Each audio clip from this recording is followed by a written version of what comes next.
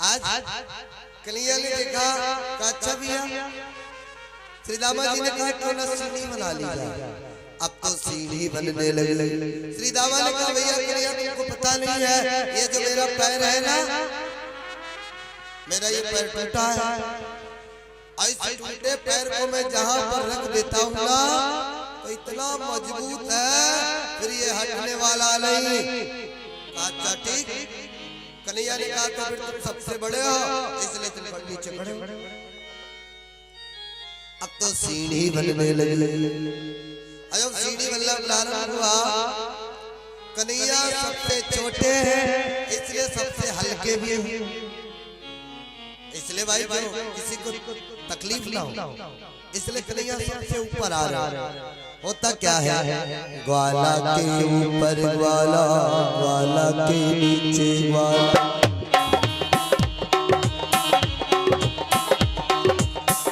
ग्वाला के ऊपर ग्वाला, ग्वाला के नीचे ग्वाला, ग्वाला के ऊपर ग्वाला, ग्वाला के नीचे ग्वाला, सबसे है ऊपर लाल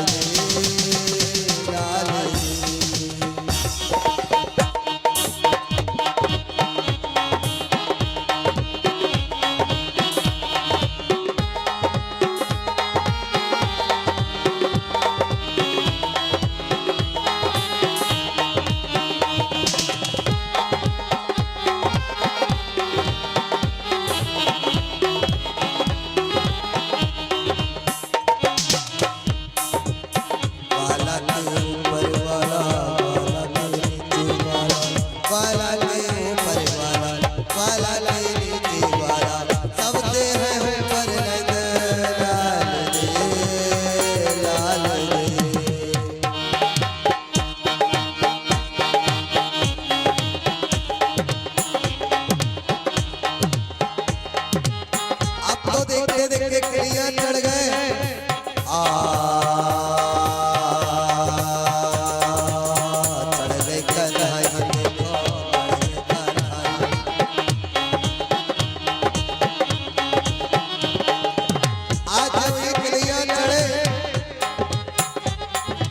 गोपी इतनी चालाक है, उसने किया क्या है, जो गोपियां टंगी थी वहां से एक डोरी बांध रखी है और उस डोरी को अपनी कमर में लगा के रखा है। उसका विचार है जो ही इसको आएगा वो खच्चर छुएगा तो ये डोरी हिलेगी और जब डोरी हिलेगी तो मैं जब तो पकड़ में आ जाएगा। चढ़ के कन्हैया देखो,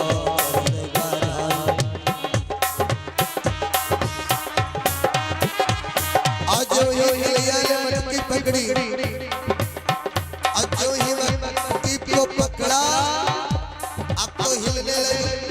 जब डोरी हिली तो गोपी जगी और जब गोपी जगी हुआ क्या, चढ़ के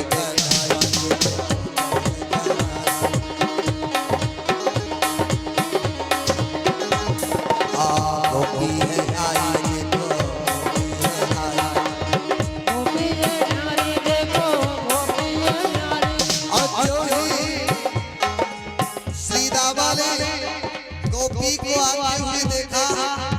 अब तो डरे क्योंकि श्री दामा सबसे नीचे थे तो गोपी को देखा सबसे पहले किसने, श्री दामा ने। अब मन में विचार किया सबसे पहले पकड़ में मैं आऊं, पकड़ा जाऊंगा। अब देखते देखते श्री दामा ने मन में ठान लिया किसके, किसके श्री दामा श्री दामा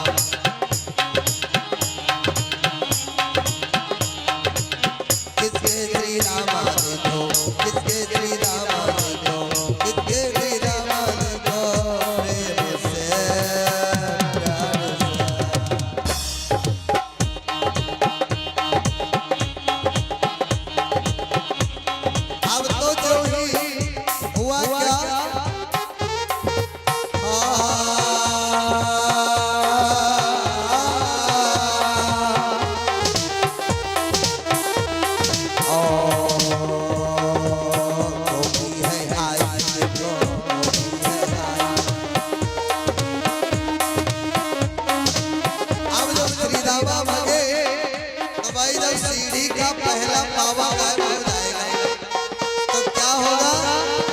अब जब सीढ़ी टूट गई तो हुआ क्या? कन्हैया मटकी को पकड़े थे, उसी में लटक गए। लटके कन्हैया देखो, लटके कन्हैया, लटके कन्हैया देखो, लटके कन्हैया, हाँ लटके कन्हैया देखो, लटके कन्हैया देखो, लटके कन्हैया देखो।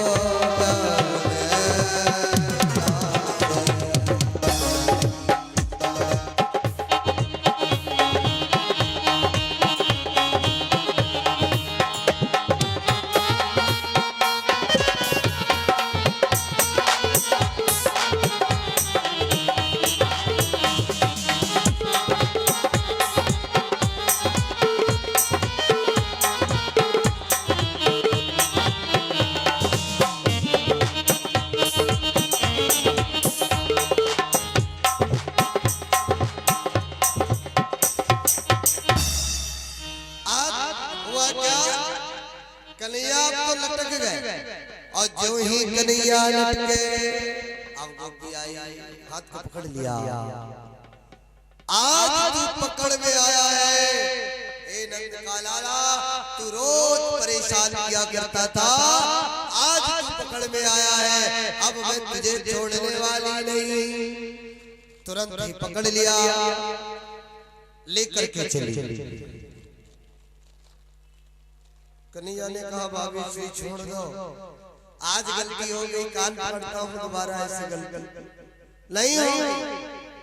गोपी ने कहा नहीं, बहुत परेशान करते हो, चलो आज तेरा उल्लाहला सबूत सामने।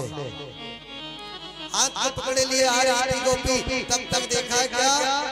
कन्हैया ने उसी गोपी का बेटा सामने से आ रहा है। अब बालकों की मिली भगत होती है, दोस्त था भाई, मित्र था। कन्हैया ने इशारा किया भैया किनारे से आ जाओ, आगे। कन्हैया ने कहा भाभी ये कलाई दुखने लगी है, इस कलाई को बजाइए, ये वाली कलाई पकड़ो। और जो ही कलाई बदलाई, अब तो उसी के लड़के का हाथ उसी को पकड़ा दिया। और तो बड़ी मस्ती में लिए जा रही, बड़े रोग से आई आई यशोदा के पास आई और वो लहला देने लगी। अरे भैया तेरो कान्हा सताता बहुत है, माखन खाता तुम है गिराता बहुत है। भैया यशोदा ने कहा कौन सी बड़ी बात? अरे हमारे यहाँ माखन के भंडार लगे, अरे थोड़ा सा माखन तेरा खा लिया तो दे दिया होता, एक मटकी देती ना तो मैं तुझे एक मटकी के बजाय 10 मटकी दे देती। काम भैया खाने की बात हो तो मैं खिला दूं। हे बहन ये खाता नहीं है, माखन तो खाता ही है, लेकिन इसके साथ में जो टोली आती है वो बहुत बड़ी है। हाँ कौन सी टोली आती है? अरे ये खाए तब तो ठीक है, अपने वालों को खिलाए तब भी ठीक है, लेकिन ये साथ में हजारों बंदरों की टोली लाता है, इसके साथ में बंदर की टोली होती है। कन्हैया मटकियों को फोड़ने के बाद बंदरों को माखन नीच के खिलाते हैं। गोविंद मेरे गोविंद का ये भाव है कि हे बानरों, तुमने अगले अवतार में रामा अवतार में मेरी बहुत सेवा की, इसलिए आज मेरा अवतार माखन मिश्री के भंडार में हुआ है, इसलिए आज जो मेरे पास है खूब खाओ और मस्ती से आराम करो। एक कन्हैया का भाव। आज भैया यशोदा ने कहा अच्छा तो आज तेरा लाला मेरे घर चोरी करने गया, मैंने चोरी करते हुए पकड़ा। कहा अच्छा कहाँ है कन्हैया? मैया तो देख रही थी वो अपने लड़के का ही हाथ, मैया मुस्कुरा रही है। कहा ये लो। जो ये सामने क्या देखा, अब चौंक गई कहने लगी ये कैसे हुआ, तेरा ही बालक था, कहा चल जा कल नहीं कहीं मेरे कन्हैया को दोष लगाती है, मेरा कन्हैया ऐसा नहीं है। कहा बहन क्या बताऊं मेरे साथ धोखा हुआ। अरे वो छलिया है, छल से उसने मेरे साथ छल कर दिया, नहीं तो मैंने पकड़ा तो था। कहा चलो जाओ अपने घर जाओ। होता क्या है गोपी वापस आती। एक दिवस की बात है, मैया आंगन में बैठी है, माखन भी हो रही थी, कन्हैया आए गोदी में बैठ के मैया हमें ये बताओ कि तुमको दूध प्यारा है या दूध प्यारा है। कहा ये पूछने की बात है बेटा, ये तो पक्की बात है, तुझसे ज्यादा मुझे कुछ नहीं प्यारा। कहा अच्छा अभी दूध का दूध पानी का पानी हुआ। कन्हैया ने लिया जो अग्नि पर दूध का पात्र रखा हुआ था, उसमें जो ही देखा तूफान आ गया। आज जो ही दूध उबलने लगा, मैया ने कन्हैया को नीचे उतार दिया और गई जल्दी से अग्नि शांत की। जब वापस आई, अब कन्हैया ने कहा मैया अब बताने की जरूरत नहीं है, अब तो सब सामने आ गया। आप हमें नहीं प्रेम करती, आप अपने दूध से ज्यादा प्रेम करती हैं, अपने पुत्र से आपको प्रेम नहीं है। कहा नहीं कन्हैया, अब सफाई मत दो, क्योंकि मैंने देखा अभी देखा थोड़ा सा दूध उबल जाता तो क्या बिगड़ जाता, आपने हमने जमीन पर पटक दिया, आप गई। मैया ने बहुत समझाया लेकिन कन्हैया नहीं मानी। देखते देखते हुआ क्या, तब तक मैया यशोदा ने एक बात कह दी। क्या कहा, कन्हैया तू देख रहा ना जिस मटकी में मैं माखन पिलोती हूँ ना, ये मटकी मुझको बहुत प्यारी है। कहा कितनी प्यारी है, कहा इतनी प्यारी है कि जितना तू मुझे प्यारा है उसी प्रकार ये मटकी भी मुझे प्यारी है। क्यों, ये मटकी हमें हमारी सास ने मुझे दी थी, और महिलाओं को सास की दी हुई चीज बहुत प्यारी होती है। कहा मेरी सास ने मुझको दी और मेरी सास को उनकी सास ने दी थी, इसलिए बहुत पुरानी मटकी है, इससे मुझे बहुत स्नेह है। जितना मैं तुझे प्रेम करती हूँ उससे जरा सा भी कम इस मटकी से प्रेम नहीं कर। कहा अच्छा। कन्हैया ने कहा मेरी औकात एक मटकी से लगा दी, तुलना कर दे। आज देखते देखते कन्हैया ने लीला मैया अपना कुछ काम करने चली गई।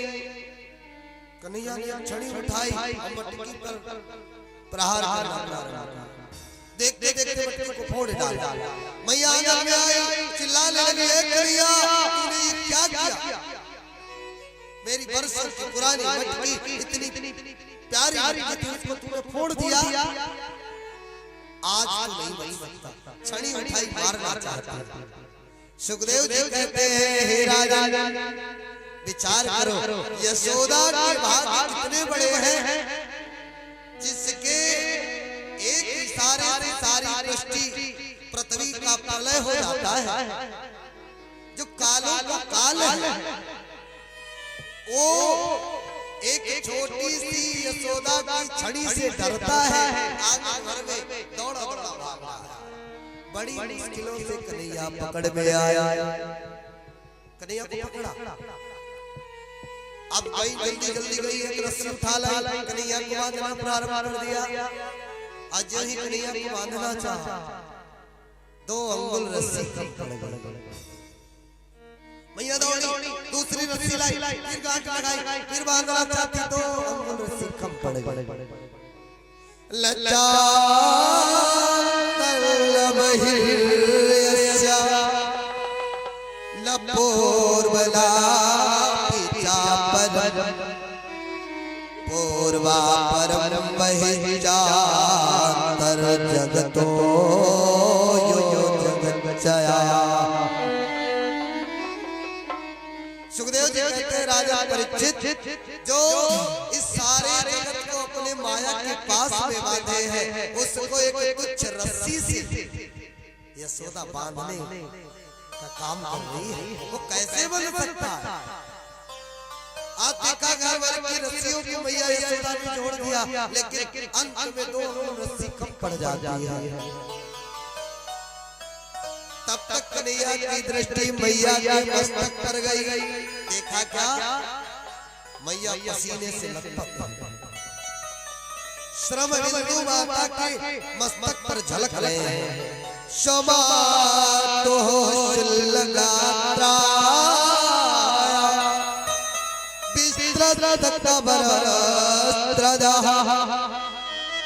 दृष्टवा परिश्रमं कृष्णा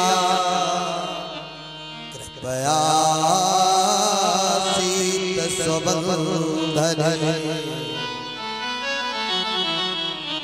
क्या किया? दृष्टवा परिश्रमं कृष्णा, मैया के मस्तक पर परिश्रम के बिंदु देखे।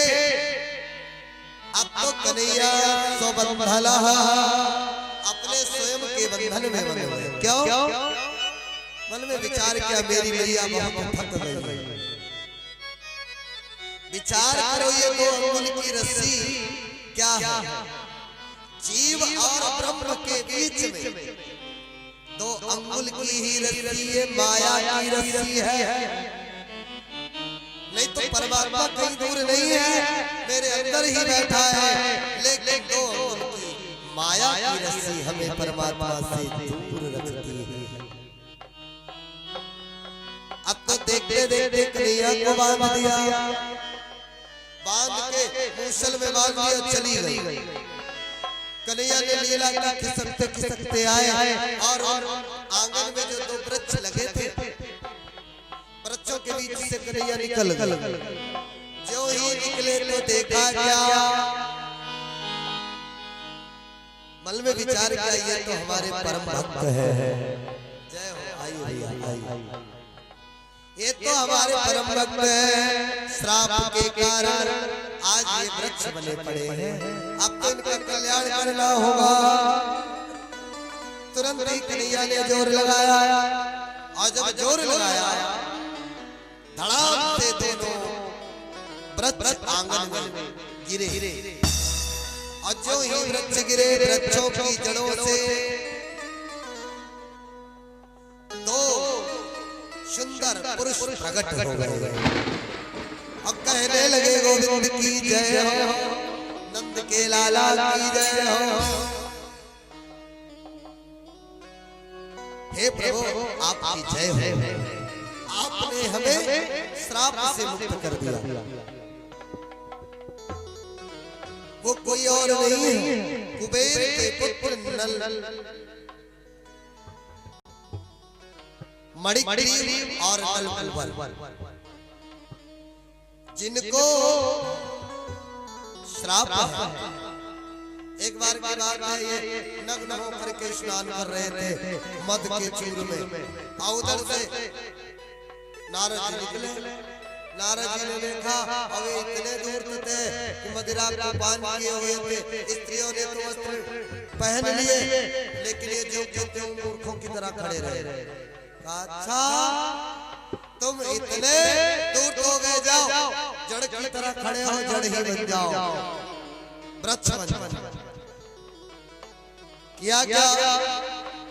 बाणी गुणा कथने श्रवणो कथाया, हस्तौ च कर्मे सुमन तव पादयोर्ना।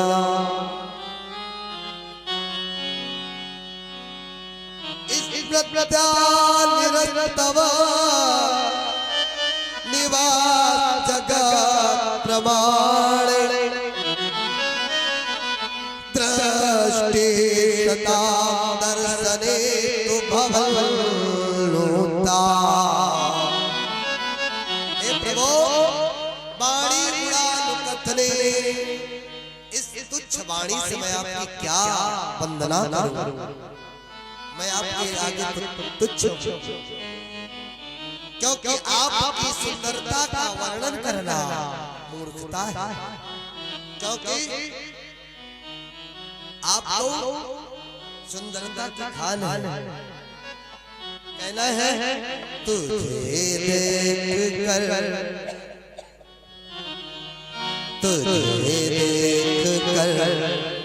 जगवानी पर हो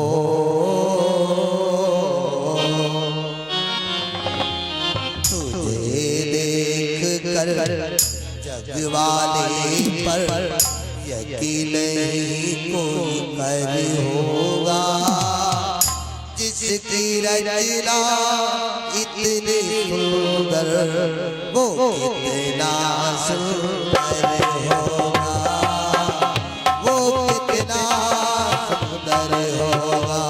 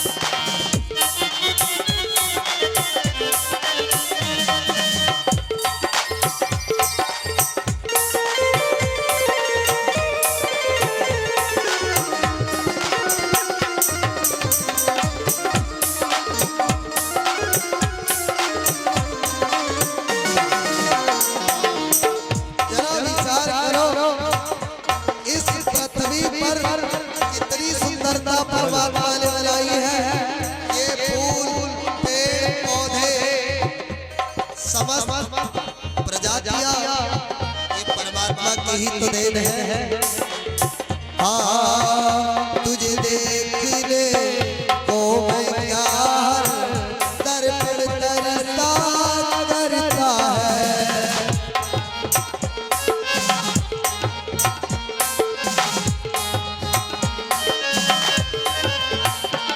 हाँ तुझे देखने को मैं क्या दर्पण तरसता करता है। जो तुलसी के बिरवा को हर आंगन तरसा करता है, हर आंगन तरसा करता है। अंग अंग तेरा रस की गंगा हो, अंग अंग तेरा रस की गंगा सार होगा। जिसकी रचना इतनी सुंदर वो कितना सुंदर होगा, वो कितना सुंदर होगा। जिसकी रचना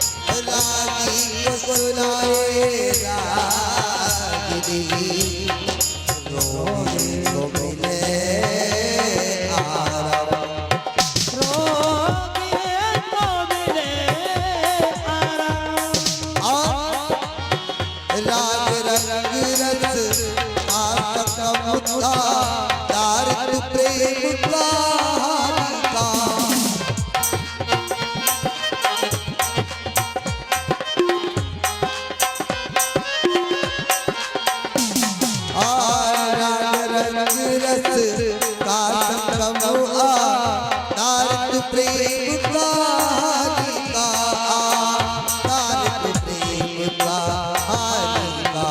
और मेरे प्यारे बल में उतरी जो रेत झरना पानी का, जो रेत झरना पानी का। और अपना रूप दिखाने को,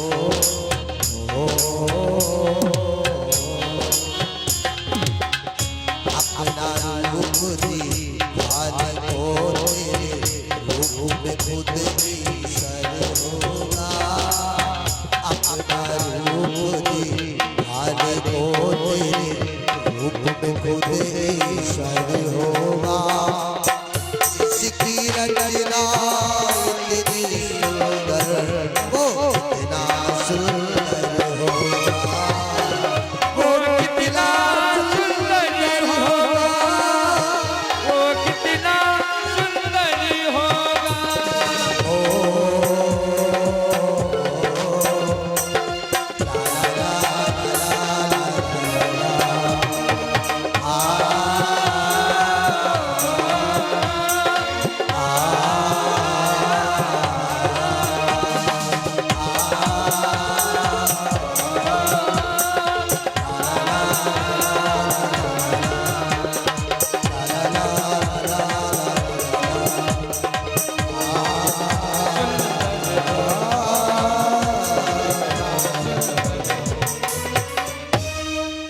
तुझे देख कर हो,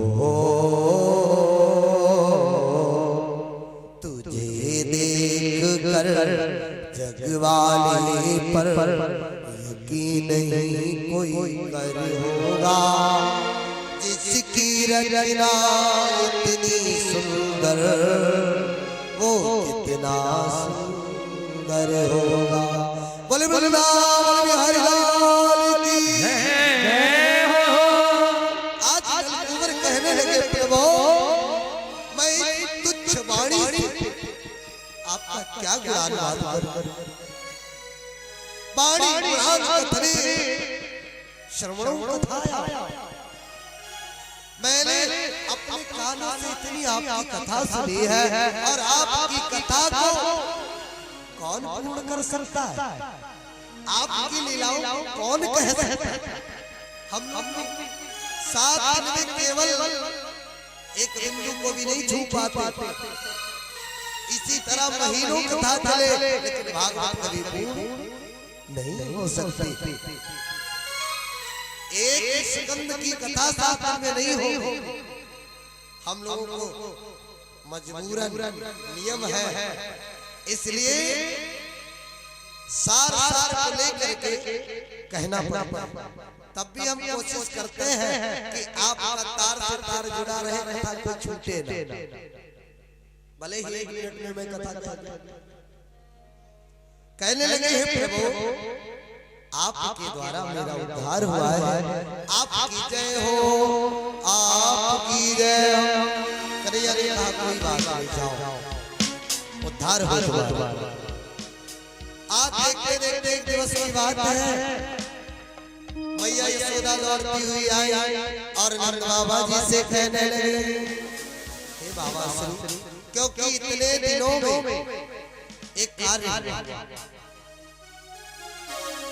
एक दिवस कन्हैया में खेल रहे थे, एक राक्षस आया, आवर्त के रूप में आया और कन्हैया को अपने आवर्त में ले लिया और आसमान को लिए चला गया। इसका नाम तृणावर्त है। जब कन्हैया को ऊपर लेकर के गया, कन्हैया ने अपने शरीर का भार बढ़ा दिया, और जो ही कन्हैया ने अपना भार बढ़ाया, अब तो देखते देखते तृणावर्त सोचता कि मैंने कोई पहाड़ उठा लिया है, इतना कन्हैया वजन हो, पृथ्वी पर आ जाता है। अब पृथ्वी पर आते समय कन्हैया उल्टा हो, तृणावर्त नीचे, कन्हैया ऊपर, और जो ही धड़ाम से पृथ्वी पर गिरे, अब तो तृणावर्त बहुत तेजी से चिल्लाया,